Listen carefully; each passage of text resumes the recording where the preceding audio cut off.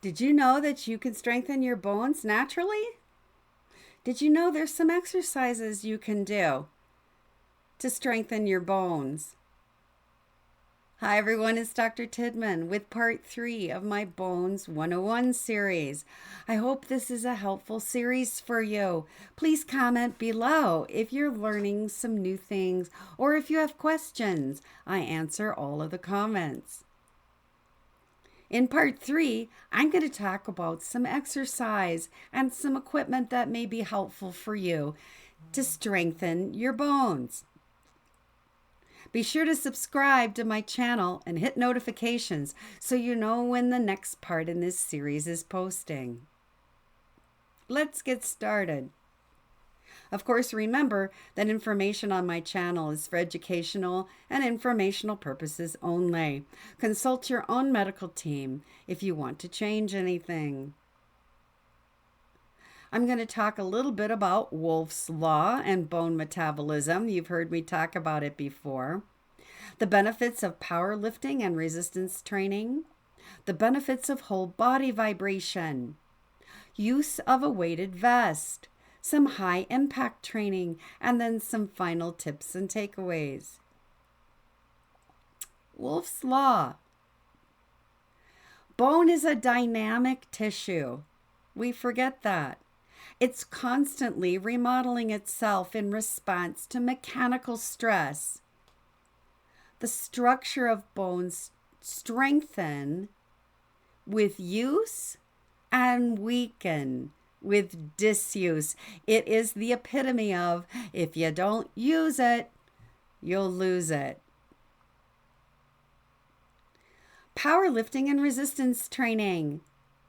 Some of you watched my video review on the Barbell Prescription Book by Sullivan and Baker. Go back and watch that video. It was quite helpful on their approach, giving you some practical ways you can set up a program yourself.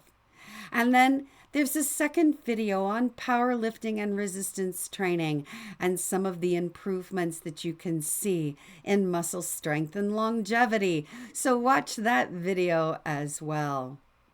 I highly recommend this book. I use it myself. I've been using it for 7 years to powerlift with barbells. Whole body vibration is another thing that I have used for years. It's used daily for 10 minutes. There are various modes and speeds. The platforms can do 1 mode at a time, up to 3 modes. The modes are vibration only, lateral movement, and vertical movement, or all 3 at once, which is challenging. The speeds can be as low as a speed of 1 or as high as a speed of 60. Research shows that 35 to 40 hertz, which is a speed of about 15, begins to influence bone metabolism.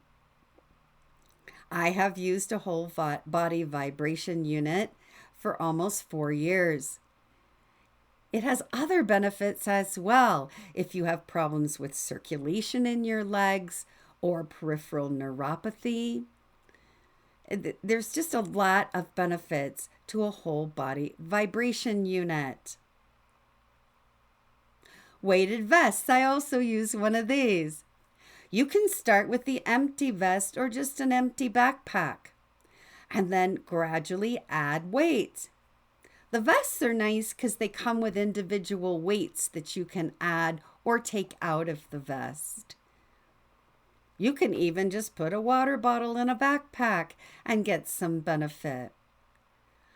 You can hike 1 to 2 miles with a weighted vest, or I even do my yard work and housework while wearing a weighted vest. Remember, challenging your bones makes them grow or makes them strengthen. It's also a great challenge for your muscles as well. And I find that when I hike with mine on, I get my cardiovascular system huffing and puffing. So it's got cardiovascular benefits as well. High impact training for those of you who can do these things, who don't have a history of fractures in your spine or hips. Basketball and volleyball, very much high impact. You're jumping with both of those. Track events like the broad jump or high jump or tuck jumps, high level jumps, for those of you who can do those. Doing a chin-up bar and then dropping down to the floor. Now, of course, you only do this if you're able to, and if you don't have a history of fractures, or if your bone density is not below -2.5. So be very careful when you're doing some of these high impact activities. Of course, a lot of you used to love to jump rope. Jump roping, yes, is a great high impact activity, not only for your bones, but also for your cardiovascular fitness. And then high impact aerobic dance. I teach low impact aerobic dance, but to make those dances high impact, I build in lots of jumping kinds of movements.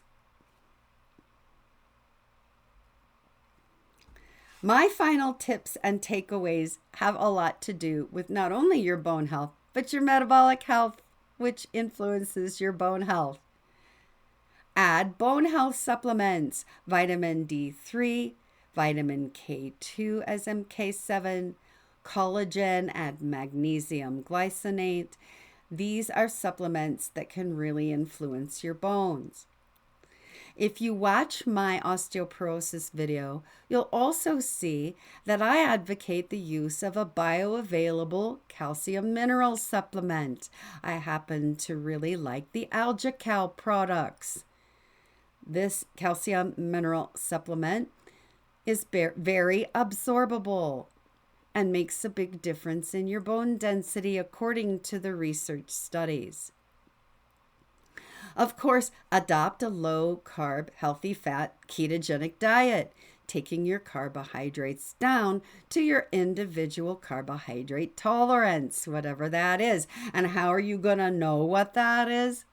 Well, you're going to test your glucose and ketones every morning. If your glucose is below 100, then your carbohydrate intake is probably just fine. Increase your daily intake of healthy fats to build your ketones. Butter, lard, tallow, and olive oil are a few of them. Take out all the processed foods, sugary drinks, and sodas, and grains. Your body doesn't need any of those, and they do have direct influences on your bone metabolism. Begin a daily exercise regimen with aerobics and resistance training. For those who can do it, add some high impact activity. Add daily MCT or coconut oil to work on your ketones, and implement some intermittent fasting, which will also raise your ketones. This can be 1 meal a day or 2 meals a day, according to your health goals. This was a flyover in part 3 of my Bones 101 series on exercise. Be sure to hit the notifications and comment below if this bone health series has been useful for you. I'll see you on the next video.